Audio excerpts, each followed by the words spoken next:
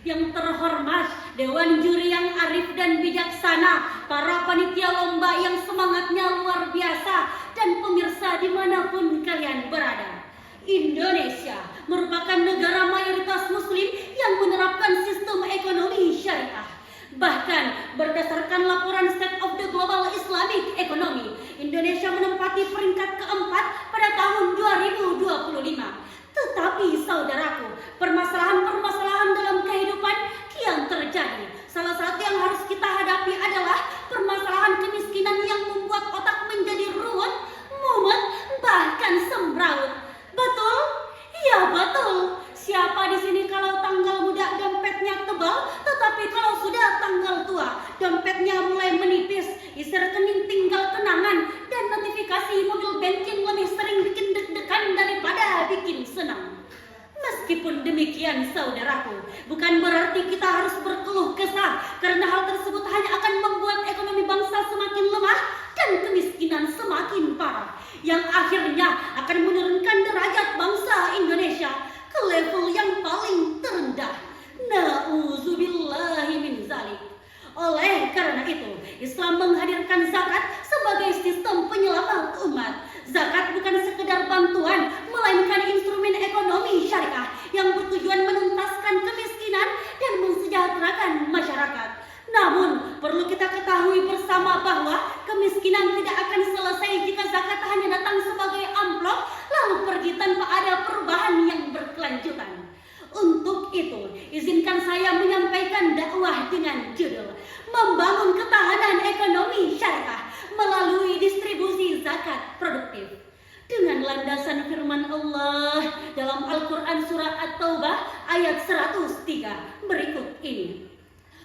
A'udzubillahi minasyaitonirrajim. Bismillahirrahmanirrahim. Khudz min amwalihim shadaqatan tutahhiruhum wa tuzakkihim biha. Ambillah zakat dari sebagian harta mereka guna membersihkan dan menyucikan mereka. Asy-Syaikh Profesor Dr. Wahbah Az-Zuhaili di dalam kitab tafsirnya Al-Munir jilid 6 halaman 28 menukilkan sebab nuzul ayat tadi berkenaan dengan Abu Lubabah dan teman-temannya yang mengikat diri di tiang-tiang Masjid Nabawi dan tidak mau dilepaskan kecuali oleh Rasulullah.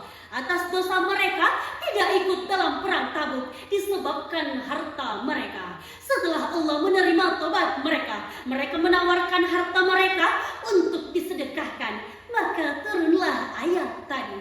Yang menariknya, Islam tidak hanya mengajarkan kepada siapa zakat diberikan, tetapi juga bagaimana zakat mampu mengangkat derajat kehidupan penerimanya.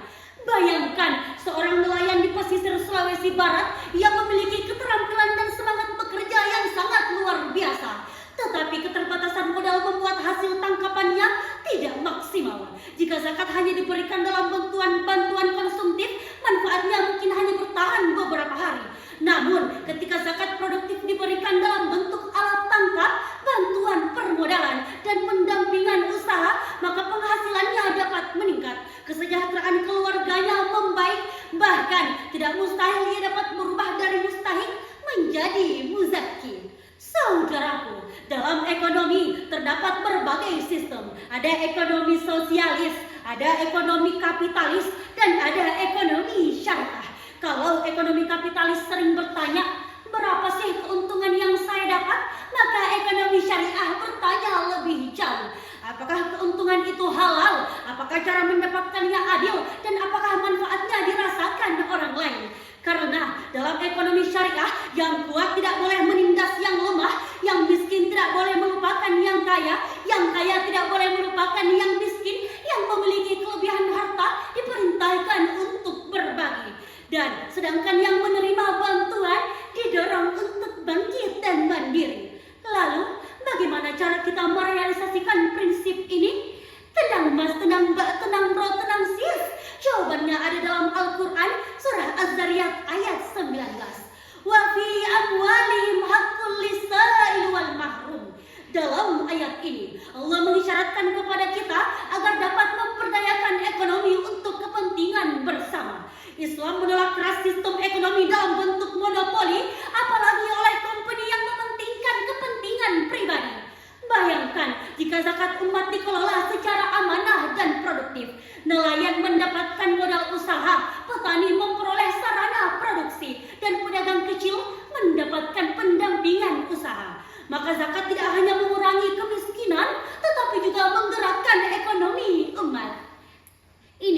saja ekonomi syariah sesungguhnya tidak hanya mengejar keuntungan, tetapi juga menghadirkan keberkahan, keadilan, dan kesejahteraan.